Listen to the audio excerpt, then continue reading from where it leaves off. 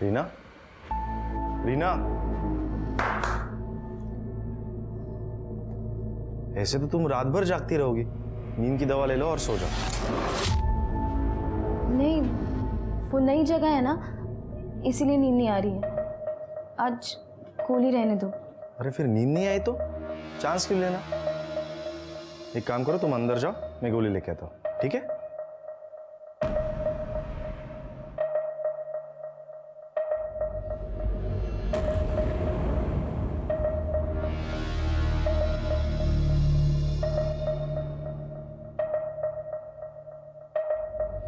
ये लो, गोली ले लो, फिर अच्छी नींद आएगी।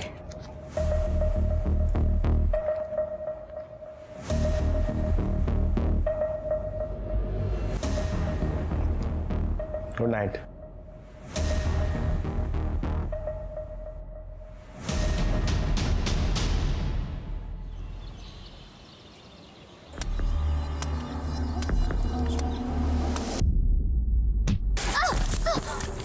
अरे मरती क्यों नहीं है तू?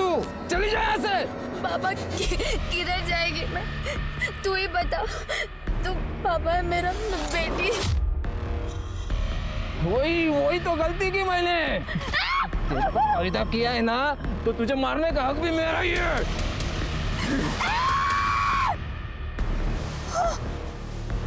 किसी दिन दिमाग घूम गया ना, तो सच में मार दूंगा तुझे।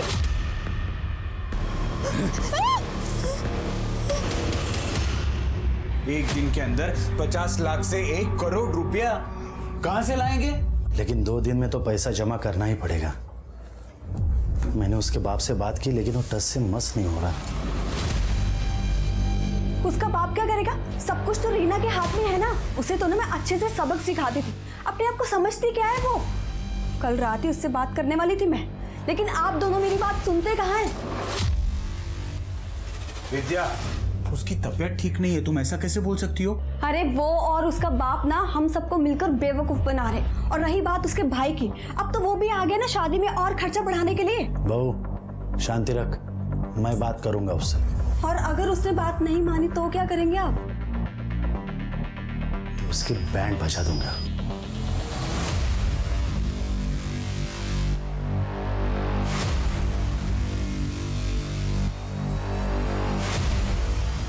क्या हुआ? कुछ नहीं।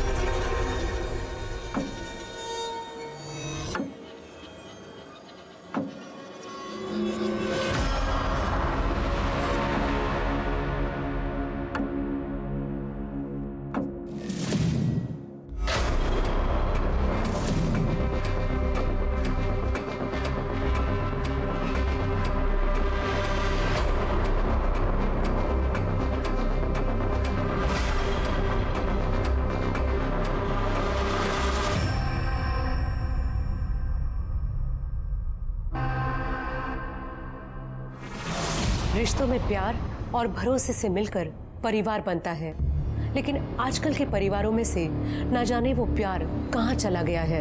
यहाँ दिख रही फैमिली को ही ले लीजिए। रमेश अपनी बीवी को नींद की गोलियां देकर किसके पास गया? क्या रीना भी रमेश को धोखा दे रही है? घर से मीलों दूर एक रिजॉर्ट में शादी अटेंड करने गए इस परिवार के साथ ये कैसी साजिश चल रही है? क्या इन्हें जरा भी अंदाजा नहीं कि भरोसा तोड़कर रिश्तों के साथ खेला जा रहा ये खेल खुद उनकी जिंदगी पर भी भारी पड़ सकता है?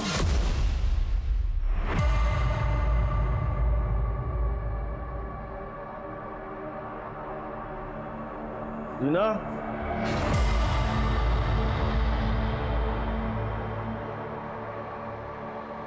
रीना, रीना, रीना,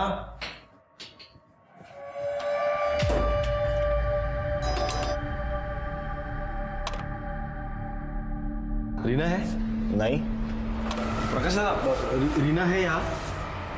रीना इतनी सुबह सुबह कहाँ चली गई? वही तो ढूंढ रहे। नहीं बेटा, यहाँ तो नहीं आई। फोन भी नहीं उठा रही है। एक्सक्यूज मी, ये मेरी बीवी रीना, इसको देखा कहीं? भाई साहब आपने इसको देखा? दादा, रमेश, दादा मिली कहीं? कैंटीन में भी देखा, रीना कहीं नहीं है। एक काम करो, आप उधर पीछे देखो, मैं बाहर जाके देखता हूँ।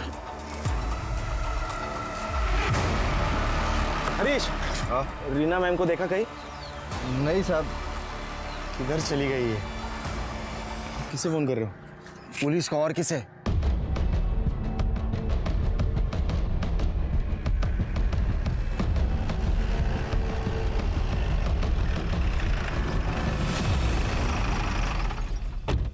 सर, कल रात को करीब करीब 11 बजे मैं सो गया था। फिर सुबह जब 7 बजे नींद खुली तब देखा कि रीना गायब थी। रीना के फोन पे रिंग तो जा रही है लेकिन फोन उठा नहीं रही वो। मोबाइल ऑन है तो ट्रेस करो। इगतपुरी में कोई जानता है उसे? नहीं सर, एक्चुअली हम लोग यहाँ पे एक शादी के लिए आए हैं। सोचा कि कुछ दिन पहले आके फैमिली टाइम एंजॉय कर ले, हॉलीडे। ये चोट? ये वो कल मैं बाथटब में फिसल गया, पैर फिसल गया तो चोट आ गई। पानी था बाथटब में? ऐसे चोट लग सकती है क्या बाथटब में? यकीन कीजिए सर, मेरा ऐसे ही चोट आई सर। ठीक है, आप लोग अपने अपने कमरों में जाइए और वेट कीजिए। हम अपना इन्वेस्टिगेशन शुरू करते हैं और जब तक ये सारी प्रक्रिया चलती है आप लोग रिसोर्ट से बाहर नहीं जा सकते। और अगर रीना का फ़ोन आए तो सबसे पहले आप हमें बताइए। जी सर। शिरके, सीसीटीवी देखते हैं। सर।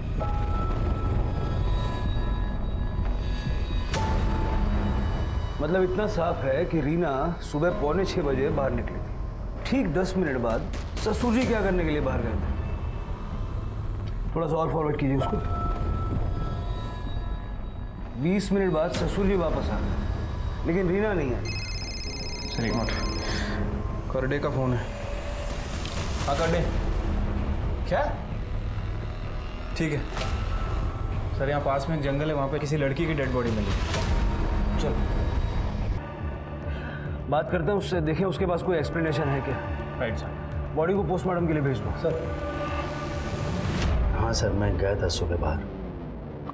वो तो हम जानते हैं, आप ये बताइए क्यों गए थे? वो रीना और मैं सुबह वॉक के लिए जाने वाले थे, वैसी बात हुई थी रात में। मुंबई में भी ऐसे ही वॉक के लिए जाते थे क्या?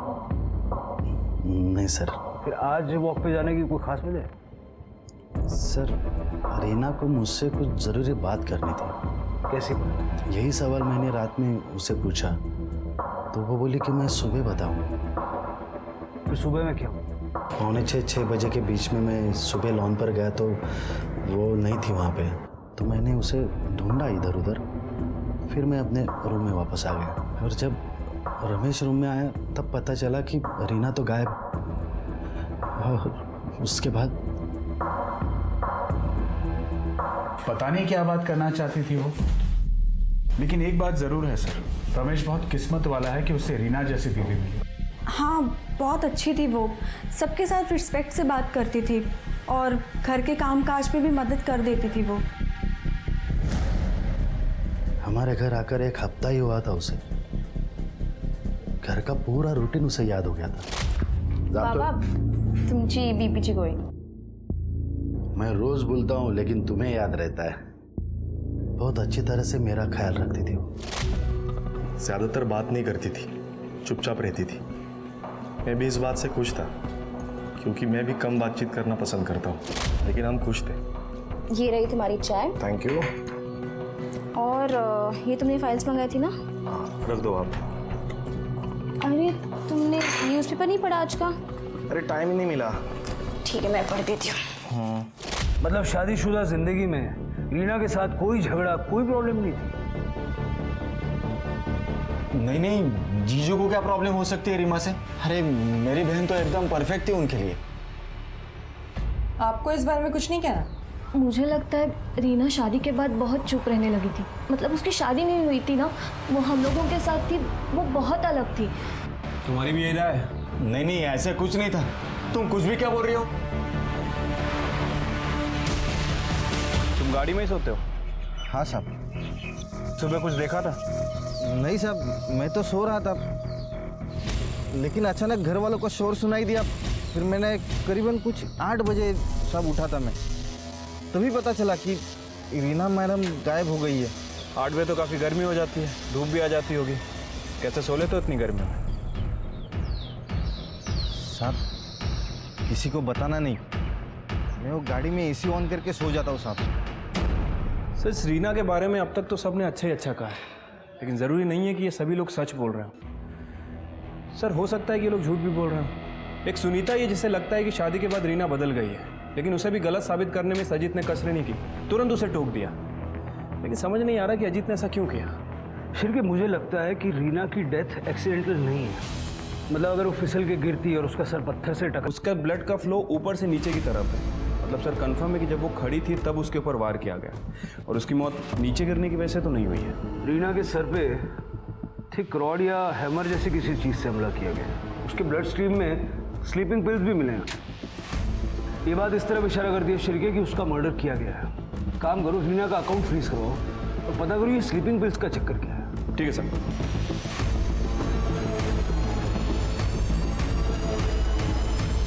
वो रीना इन गोलियों के बिना सो नहीं पाती थी। कितनी गोलियां? रोज एक नींद की गोली काफी टाइम से ले रही थी वो।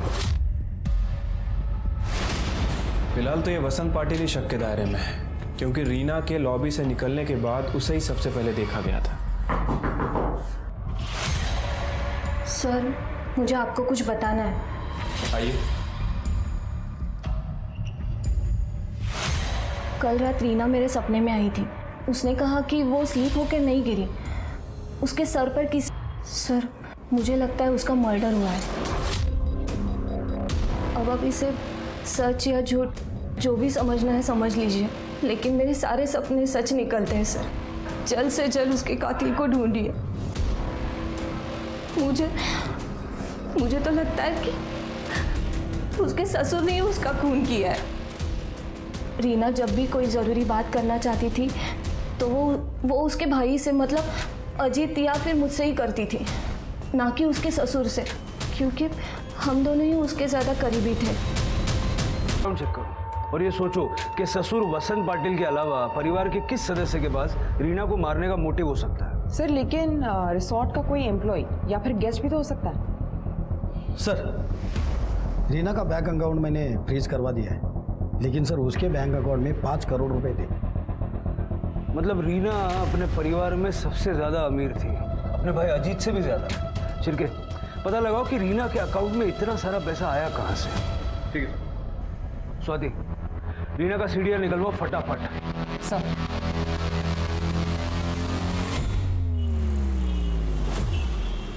सर, मर्डर होने के बाद से होटल से 2 लोग गायब हैं। एक तो हाउसकीपिंग स्टाफ मनोहर सूले और दूसरा संजय देसाई, जो कि गेस्ट था। ये संजय देसाई 7:30 बजे चेकआउट करके चला गया, और ये मनोहर नाइट शिफ्ट में ड्यूटी खत्म करके सुबह गायब हुआ है। शिरके, इस मनोहर को जल्द से जल्द ढूंढो और संजय की डिटेल्स निकालो। इन दोनों का रिसोर्ट से गायब हो जाना इस बात का रीना के मर्डर से कोई कनेक्शन हो सकता है, और रीना का सीढ़ी आते सबसे पहले ये चेक करना इन दोनों में से कोई उसके कांटेक्ट में तो नहीं। ठीक है साहब। कहाँ जा रहा है? रुक साहब, अभी बिजी है। काय झालं? सर आतमध्ये आलं बघतोय। साहब, मैं रामचंद्र गोयल, वो जंगल में वो बड़ा होटल है ना, उसके पास ही जंगल में रहता हूँ। वो रिसोर्ट के उधर? हाँ साहब, मेरी 24 साल की बेटी योगी तक कल से गायब है साहब। उसका पति नारायण गरत ने उसे कुछ महीने पहले घर से निकाल दिया था, तब से मेरे साथ ही रह रही थी साहब। कल सुबह जंगल में लकड़ी लेने गई थी, तब से वापस नहीं लौटी। कितने बजे गई थी लकड़ी? रोज की तरह सुबह 5:30-6 बजे साहब। फोटो वगैरह है कुछ उसकी? होगी साहब। कर दे। चलो चल। सिरके, ये लड़की भी तभी गायब हुई जब रीना का मर्डर हुआ था। इन 2 बातों का आपस में कोई ना कोई कनेक्शन हो सकता है। जरा उस लड़की के पति नारिया से पूछताछ करो। ठीक है सर। इस नंबर पे सर रीना के कॉल रिकॉर्ड से पता चला है एक आदमी उसे लगातार कॉल्स और मैसेजेस करता था। वो शख्स संजय देसाई है। संजय देसाई, ये वही है ना जो कल रिसोर्ट से चला गया था? हाँ सर। सर दोनों में अक्सर मैसेजेस एक्सचेंज हुए हैं और सर 6 तारीख की रात को 11:30 बजे वो दोनों मिलने वाले थे लॉन में। सर संजय का मोबाइल ट्रेस नहीं कर पा रहे क्योंकि शायद बंद होगा। मुंबई पुलिस से रिक्वेस्ट करो कि उसके घर जाके पूछताछ करें। सर एक और बात, उमाकांत देशमुख से बात हुई है, वो आता ही होगा। साहब वो 5 करोड़ रुपए मैंने इसीलिए उनके अकाउंट में जमा किए थे ताकि पाटिल फैमिली मेरी बेटी को परेशान ना करे। तो ऐसा क्यों करना पड़ा? क्या पाटिल परिवार ने आपकी बेटी को तंग करके पैसों की मांग की थी? नहीं, वैसा तो उन्होंने कभी नहीं किया था, लेकिन मेरी बेटी नॉर्मल लड़कियों की तरह नहीं थी। मतलब वो थोड़ी एबनॉर्मल थी, थोड़ी दिमाग से कमज़ोर थी। उसकी माँ की अचानक मौत के बाद उसको सदमा लग गया था। वो सदमे से कभी बाहर ही नहीं निकली। फिर ऐसी लड़की से कौन शादी करता बताइए? और इसीलिए रमेश को मैंने 5 करोड़ रुपए दिए थे उसे शादी करने के लिए हर्जाना के रूप में। ये संजय देसाई कौन है? ये संजय देसाई है इस सब फसाद की जड़।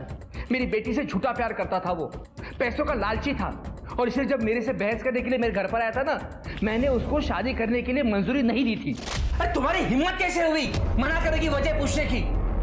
रीना मेरी बेटी है, मैं जिससे चाहे उसे से शादी करा दूंगा और जिससे भी करा दूंगा ना वो तेरे जैसा लोभी नहीं होगा, समझे?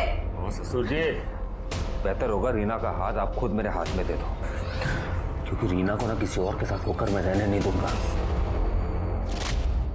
लेकिन आप संजय देसाई के बारे में क्यों पूछ रहे हो? आपको कैसे पता उसके बारे में? देखिए संजय न सिर्फ शादी के बाद रीना के टच में था, बल्कि जिस दिन रीना की मौत हुई उस सुबह तक वो उसी रिसोर्ट में था। तो डेफिनेटली उसी ने मेरी बेटी को मारा है। उसे धमकी दी थी मेरी बेटी को जान से मारने की। आप उसे अरेस्ट कीजिए। फिलहाल वो कहीं छुपा हुआ है, लेकिन ज्यादा दिन तक बच नहीं पाएगा। वो जहां कहीं भी होगा आप उसे ढूंढ के निकालिए और सजा दीजिए उसे। सर जंगल में एक डेड बॉडी मिली है। होटल स्टाफ मनोहर सुरवे ने पुणे का जो एड्रेस दिया था वो गलत है सर। उसके बैंक डिटेल और पैन कार्ड से पता चला कि वो पेरोल पे भागा हुआ है। काफी सनकी इंसान है सर। इसके पहले भी 2 औरतों के सर फोड़ चुका है। रीना और योगिता पे भी इसी तरह से हमला हुआ था। कहीं इस मनोहर ने तो नहीं मारा? शिर्के अपने खबरियों को बोलो और इस आदमी को जल्दी से जल्दी पकड़ो। ठीक है सर। हेलो, क्या? किसने किया? ठीक है, ठीक सर। ये रीना के अकाउंट से पैसे ट्रांसफर करने की कोशिश की गई है। किसने? सर वो पता नहीं, क्योंकि अकाउंट फ्रीज था, पैसे ट्रांसफर नहीं हो पाए। लेकिन आईपी एड्रेस वही है जिससे रीना अपना अकाउंट बैलेंस चेक करती थी। मतलब ये पाटिल परिवार में से किसी का काम है?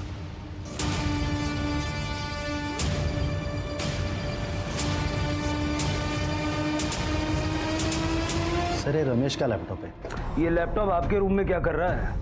रात में मुझे नींद नहीं आ रही थी तो रमेश को बोल के मैं एक पुरानी फिल्म देख रहा था। इस लैपटॉप से कल रीना के अकाउंट से फंड्स ट्रांसफर करने की कोशिश की गई। कौन था आप में से? सर मेरा मोबाइल ठीक से चला नहीं पाता, ये लैपटॉप क्या चलाऊंगा मुझे नहीं पता सर। अगर आप नहीं तो फिर सुनीता, अजीत, विद्या, प्रकाश या रमेश?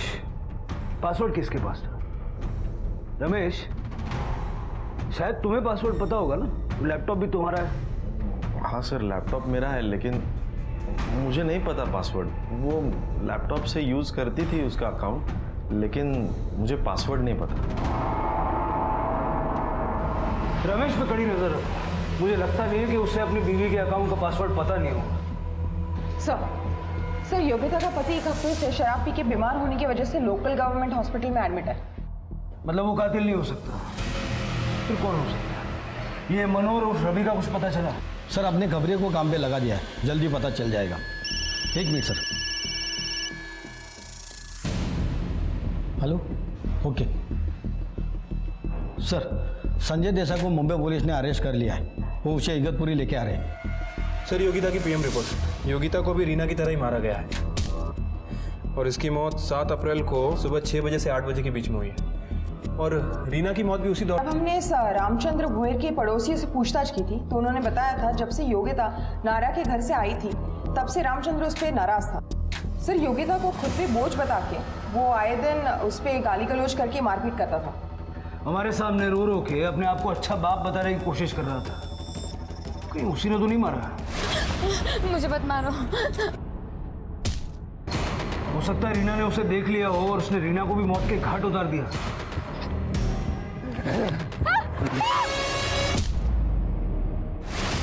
इस रामचंद्र की कुंडली निकालो जरा। एक मिनट सर। हेलो, ठीक है सर। मनोहर उर्फ रवि, उसकी टिप मिली है, वो बार में ही बैठा है। इससे पहले कि हाथ से निकले दबोच लो। सर अरे सर बोल। अरे साहब अरे कुछ नहीं। अरे साहब सुनो। अरे साहब काय को मार। अरे साहब रुको। साहब बोलो ना, मत मारे। मैं बताता है सब कुछ। साहब मेरा नाम रवि सोनावने है। वो मैं नकली पेपर बना के मनोहर के नाम से उस रिसोर्ट में काम करता था। रीना और योगिता को क्यों मारा? अरे नहीं साहब, मैंने किसी को नहीं मारा।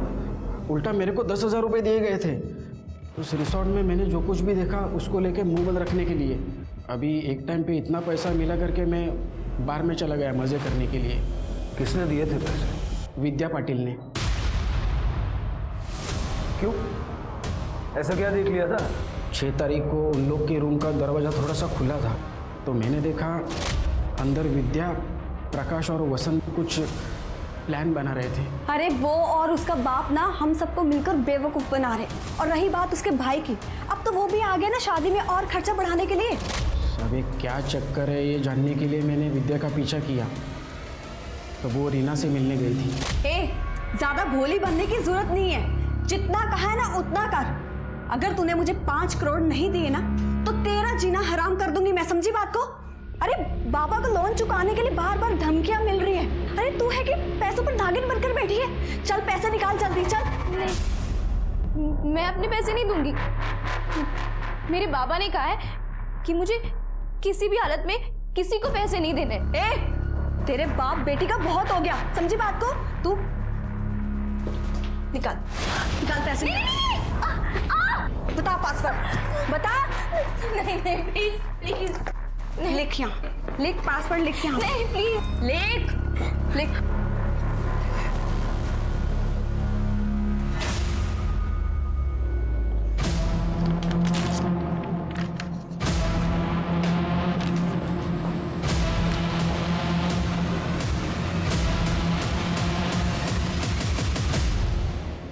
हाँ सर, मैंने रीना से ज़बरदस्ती पासवर्ड लिया था, लेकिन अपनी फैमिली की जान बचाने के लिए।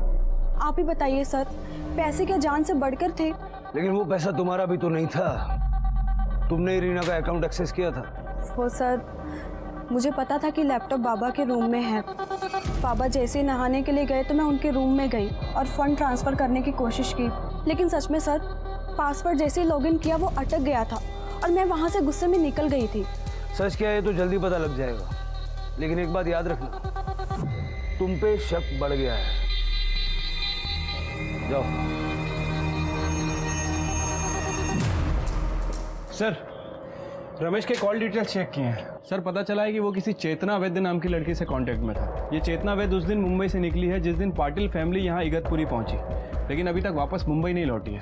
फ़ोन कर रहा हूँ लेकिन इसका फ़ोन बंद है। स्वाति, चेतना का मोबाइल ट्रेस करो। सर हाँ, वो चेतना वैद्य हमारी क्लाइंट है सर, लेकिन मुझे नहीं पता वो मुंबई से उस दिन कहाँ चली गई और क्यों। अब ये इत्तेफाक भी हो सकता है सर कि उसी दिन वो कहीं गई। शिरके, ये रमेश कुछ नर्वस लग रहा था। चेतना की लोकेशन निकालो तुरंत। ठीक है सर। सर, रीना फिर से मेरे सपने में आई थी, बहुत रो रही थी। वो कह रही थी कि रमेश और उसकी फैमिली ने उसे मारा है, मुझे इंसाफ दिलाओ ऐसे कह रही थी। तू जब इतना बताया तो ये भी बताया होगा कि उसे किसने मारा, उसके पैसे ट्रांसफ़र करने की कोशिश किसने की। बता दो, इन्वेस्टिगेशन में हेल्प हो जाएगी। जहाँ तक मुझे याद है उसने कहा था रमेश उसके पास पैसों की मांग करता था, उसी ने पैसे ट्रांसफ़र करने की कोशिश की होगी। मुझे भी एक सपना आया कि तुम्हें झूठ बोलकर इन्वेस्टिगेशन को गुमराह करने के जुर्म में अरेस्ट कर लिया गया। और देखो ये सपना सच हो रहा है। स्वाति, अरेस्ट कर लो इसे। नहीं नहीं नहीं सर, नहीं सर, मैं मानती हूँ कि मैंने सपने वाली बात झूठी कही। मैंने चुप कर आप लोगों की बात सुन ली थी कि रीना की मौत कैसे हुई है। फिर कि मुझे लगता है कि रीना की डेथ एक्सीडेंटल नहीं है। मतलब अगर वो फिसल के गिरती और उसका सर पत्थर से टकराता तो खून पत्थर पे फैला हुआ होता, लेकिन हमने देखा कि खून उसके चेहरे और गर्दन पे फैला हुआ था। पोस्टमार्टम रिपोर्ट का इंतजार करते हैं। ऐसा तुमने क्यों किया? मेरे पति अजित फाइनेंशियल प्रॉब्लम में है। वो किसी से कभी कुछ नहीं मांगेंगे, मैं जानती हूँ। जब मेरे ससुर ने रीना के अकाउंट में 5 करोड़ रुपए डाले और उन्हें कुछ नहीं दिया, इसीलिए मैंने सोचा कि मैं ऐसा कुछ करूँगी कि वो 5 करोड़ रुपए अजित के पास आ जाए। तुमने अभी जो कुछ बताया है वो तुम्हें और तुम्हारे पति को सस्पेक्ट बनाने के लिए काफी है।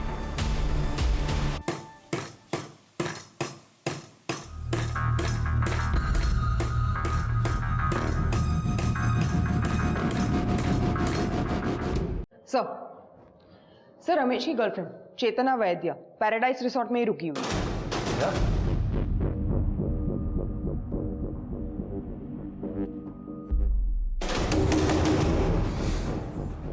देखो हमारे पास मास्टर की है, हम अंदर आ सकते हैं। बेहतर यह है कि तुम दरवाजा खोल दो।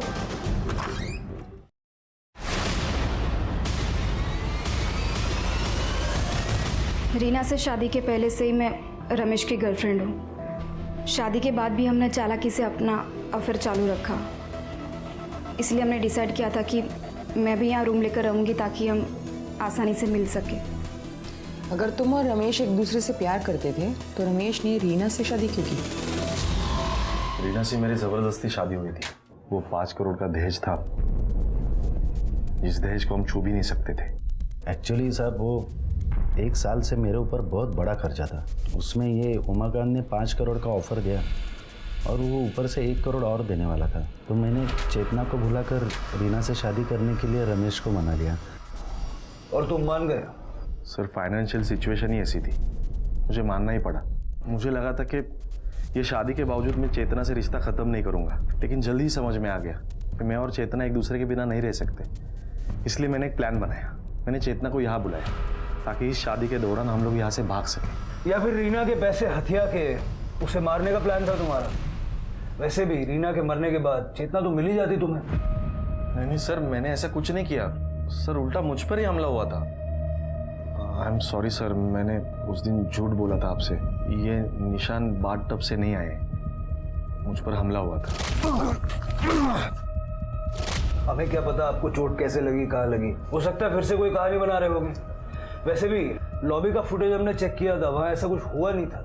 नहीं सर, वो पीछे वाली लॉबी, वहाँ ऊपर काम भी चल रहा है, शायद वहाँ पे सीसीटीवी नहीं है। सर, लगता है आपको सच बताने का समय आ गया है। दादा, रमेश छुपाने से कोई फायदा नहीं है। सर, रीना स्लीपिंग पिल्स लेती थी। उस दिन रमेश को लगा कि रीना स्लीपिंग पिल्स लेके सो गई है, इसलिए भाई साहब बाहर निकले।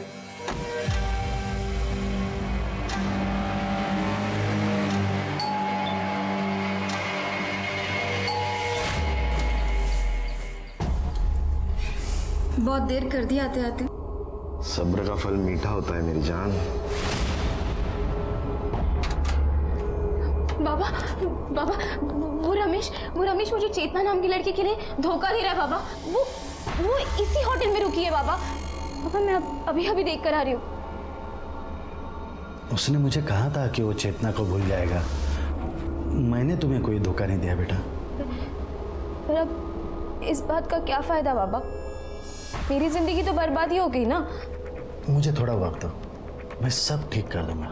लेकिन अब तुम तुम्हारे कमरे में जाओ, सुबह 5:45 बजे लॉन पर आ जाओ, वॉक करते करते बात करेंगे। सर, फिर जैसे तय हुआ था वैसे ही मैंने किया। मैं सुबह वो लॉन पे पहुंचा तो वहाँ पे वो नहीं थी। मैंने इधर उधर ढूंढा लेकिन वो नहीं मिली। मैं वापस अपने रूम में आ गया क्योंकि उसने कंफर्म नहीं किया था कि वो आएगी। और फिर थोड़ी देर के बाद में रमेश जब रूम में आया तब मुझे पता चला कि रीना गायब है। बहुत अच्छी कहानी बनाई है, लेकिन ये नहीं बताया बाद में रमेश के साथ मिलके उसके गायब होने का ड्रामा किया क्यों? नहीं सर, हम सच कह रहे हैं सर।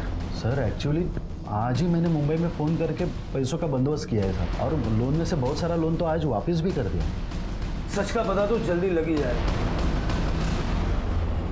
शिरके 24 घंटे के लिए एक कांस्टेबल तैनात करो यहाँ इन पर नजर रखने के लिए। ठीक है सर। सर एक मिनट। हेलो, ठीक है, हमारा है सर। मुंबई पुलिस संजय देसाई को ले आई है। वो रीना की शादी किसी और से करवा रहे थे सर। मैं क्या करता, इसलिए मैंने उनको धोखा है। मैं रीना से बहुत प्यार करता था सर। लेकिन उमाकांत का कहना है कि तुम उनकी बेटी से नहीं, उनके पैसों से प्यार करते हैं। ऐसा कुछ नहीं है सर। हाँ, उस वक्त फाइनेंशियल क्राइसिस थी, इसलिए शायद उमाकांत देशमुख को ये लगा होगा कि मैं पैसों के पीछे हूँ। लेकिन रीना के सारे खामियों के बावजूद मैं उसे अपनाने के लिए तैयार था सर। मुझे दिल्ली जाना था कुछ काम से, और जैसे मैं दिल्ली गया उन्होंने रीना की शादी रमेश के साथ करवा दिया सर। उन्होंने रीना को एक कॉल तक नहीं करने दिया, मुझे फ़ोन तक छीन लिया उससे। उन्हें लगा कि एक बार शादी हो जाए तो मैं पीछे हट जाऊँगा। एकदम टूट गया था सर। फिर हिम्मत जुटा के एक दिन मैंने उसे फ़ोन किया।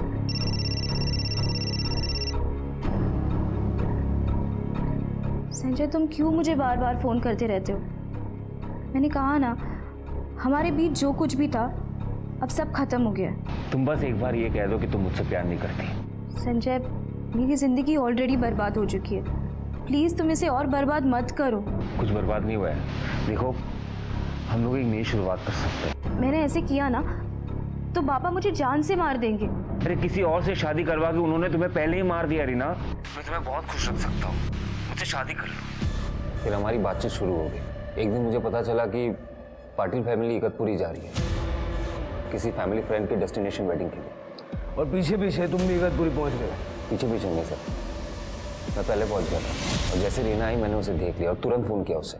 उसने पहले सबको अपने अपने कमरे में भेजा, फिर मुझसे मिलने आई। संजय, तुम लोग क्या कर रहे हो? तुम होश में तो हो ना? होश ही तो नहीं है ना।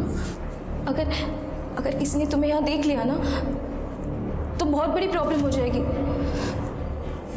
क्यों मुझे इस तरह से परेशान कर रहे हो तुम? ठीक है, आज से मैं तुम्हें परेशान नहीं करूंगा। I promise you this.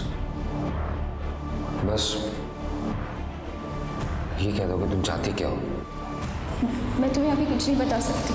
तो कब बता सकती हो? मैं तुम्हें मैसेज करती हूँ, ओके? आज या कल रात को। हमने ये तय किया था कि रात को 11:30 बजे मिलेंगे। मैं लॉन में इंतज़ार कर रहा था रीना का। उसने मुझे ये कहा था कि एक बार रमेश सो जाए फिर वो आएगी मुझसे मिलने। सर, मैं लॉन में इंतज़ार कर ही रहा था कि मैंने रमेश को देखा। वो शायद बाहर आया था सिगरेट पीने। उसे देख के मेरा दिमाग ख़राब हो गया सर। फिर मैं पॉकेट से एक हेलमेट निकाला, अपने फेस को कवर किया और उस पर जाके वार कर दिया। उसने मुझसे मेरा प्यार छीना है। उसे मार के मैं वहाँ से भाग गया और कहीं जाके छिप गया। कुछ वक्त बाद रीना ने मुझे फ़ोन किया, वो मुझसे मिलने आ रही थी। रीना, जिंदगी भर की बात है, तुम अपने आप को ऐसे सजा क्यों दे रही हो? भाग चलते रीना। नहीं संजय, ये सब इतना आसान नहीं है। मुझे सोचने को थोड़ा वक्त चाहिए। कितना वक्त चाहिए तुम्हें? यहाँ से मुंबई जाने तक का, ठीक है? पर प्लीज़ तुम मुझे परेशान करना बंद कर दो। ठीक है, जैसे तुम चाहो। मैं कल सुबह मुंबई के लिए निकल जाऊँगा। मुझे पता नहीं था कि उसी सुबह उसका मर्डर हो गया था सर। ये बात मैंने पेपर में पढ़ा, मैं एकदम टूट गया। अच्छी कहानी है, लेकिन ये भी तो हो सकता है कि जब रीना ने तुम्हारे साथ भाग जाने से इनकार किया तो तुमने रीना को मार दिया और वहां से भाग गए। मैंने रीना को नहीं मारा। ठीक है, रीना के मर्डर के शक में इसे कस्टडी में लो। अब ऐसा वैसे नहीं कर सकता सर। अरे मैंने खून नहीं किया सर, अभी कांस्टेबल शिंदे का फोन आया था। जंगल में खून से सना हुआ हथौड़ा मिला है। तुरंत उसे फॉरेंसिक में भेजो और सारे फिंगरप्रिंट्स चेक करो। सर। ऑफिसर, इस केस में एक के बाद हो रहे चौंकाने वाले खुलासों के बावजूद पुलिस रीना और योगिता के कातिल का पता नहीं लगा पा रही थी। क्या वो शख्स प्यार में चोट खाया हुआ संजय देसाई था, या फिर मनोहर उर्फ रवि, जो पुणे में 2 महिलाओं की इसी तरह सिर कुचलकर हत्या कर चुका था, या फिर ये हत्या सिर्फ और सिर्फ 5 करोड़ पाने के लिए रीना के ससुर वसंत पाटिल ने की थी। लेकिन पुलिस के सामने सबसे बड़ा सवाल यही था कि इतने सारे सस्पेक्ट्स में आखिर वो शातिर हत्यारे कौन हैं? सर, इस रामचंद के बारे में एक बात पता चली है। 1 नंबर का बेवड़ा आदमी है सर। 6 तारीख की पूरी रात पीकर धुत पड़ा था। लोगों ने उसे ले जाकर अपने घर पे छोड़ा और उसे अगले दिन दोपहर में होश आया। जबकि सर, इस योगिता की मौत तो 7 तारीख को सुबह ही हो गई थी। तुम्हारे कहने का मतलब है कि वो कातिल नहीं हो सकता? नहीं सर। फिर उसे किसने मारा? सर फॉरेंसिक रिपोर्ट के हिसाब से उस हथौड़े पे 2 लोगों के ब्लड सैंपल मिला है, एक तो योगिता का और दूसरा रीना का। मतलब सर हो सकता है कि उनका मर्डर इस हथौड़े से ही किया गया। साथ ही साथ उस हथौड़े के हैंडल पे बहुत सारे लोगों के फिंगरप्रिंट भी मिले हैं। Great. Patil family, Deshmukh family, Manohar, Sanjay और रामचंद्र, सबके फिंगरप्रिंट्स ले लो और मैच करके देखो। Right sir.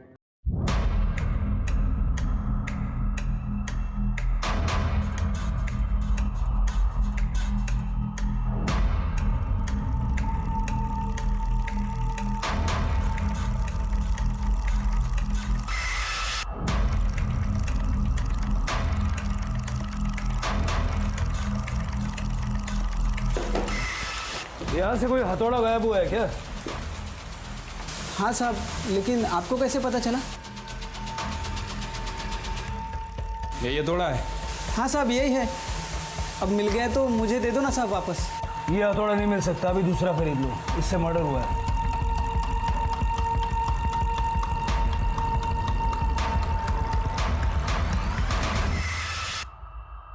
तेरे फिंगरप्रिंट्स उन फिंगरप्रिंट से मैच हो गए जो हमें हथौड़े पे मिले थे। अब बता, रीना और योगिता को क्यों मारा? सर मैंने कुछ नहीं किया सर। सर सच में आपको कुछ गलतफहमी हो रही है सर। जब मैं कारपेंटर से बात कर रहा था उस वक्त तू भी वहां छुप के हमें देख रहा था।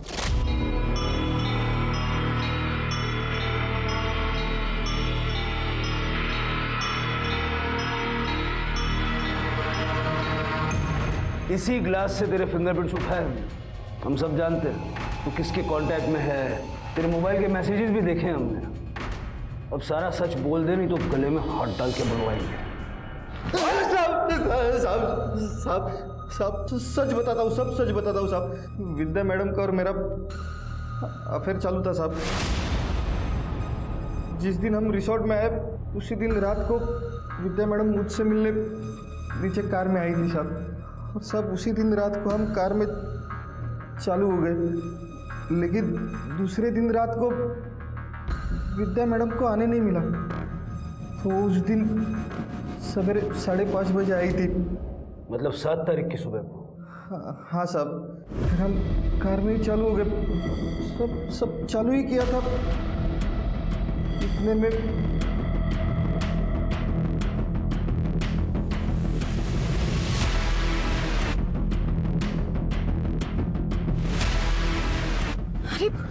रीना ने तो हमें देख लिया, अब क्या होगा?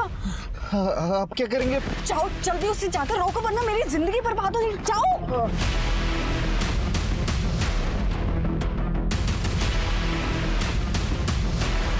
मैं रिसोर्ट आकर विद्या मैडम को सब कुछ बता दिया। और ये बात हमें बाद में पता चली कि रीना बाबा के साथ वॉक करने के लिए अपने रूम से बाहर निकली थी और उसी दौरान उसने हम दोनों को एक साथ में गाड़ी में देख लिया था। और ये बात हम किसी और को कैसे पता चलने देते? सीसीटीवी फुटेज में कहीं नजर नहीं आई तुम्हें? मैं जिस दिन रिसोर्ट आई मैंने उसी दिन पता कर लिया था कि रिसोर्ट के पीछे वाले रास्ते में कोई सीसीटीवी नहीं है। अपनी हवस के चक्कर में तुमने 2 लड़कियों की जिंदगियां छीन ली। दोनों मर्डर के चार्ज में इसको अंदर डालो और विद्या को इस हत्या में साथ देने के चार्ज मिले। बदकिस्मती ने रीना का अंत तक पीछा किया। पहले पिता ने लालची समझकर संजय देसाई से रीना की शादी नहीं होने दी, जिसे वो प्यार करती थी। ससुराल के नाम पर उसे पाटिल परिवार में वसंत जैसा ससुर और विद्या जैसी जेठानी मिली। इस तरह की बेबसी भरे रिश्तों का अंत ऐसा ही भयानक हो सकता है। इसलिए सबके लिए दिल में प्यार रखने के बावजूद रिश्तों के पीछे छिपकर बैठा लालच और बेईमानी वक्त वक्त पर पहचानते रहिए, जिससे पता चले कि कहीं आपके रिश्ते भी सिर्फ मतलब के रिश्ते तो नहीं। अब मैं सोनाली कुलकर्णी आपसे विदा लेती हूँ। फिर मिलेंगे एक नए केस के साथ क्राइम पेट्रोल सतर्क जस्टिस रीलोडेड में। तब तक अपना और अपने परिवार का ख्याल रखिए। आप जानते हैं हम सब एक मुश्किल दौर से गुजर रहे हैं। कृपया मास्क पहने, समय समय पर हाथ धोते रहें और ज़रूरत ना हो तो बाहर ना निकले। देखते रहिए क्राइम पेट्रोल सतर्क। जय हिंद।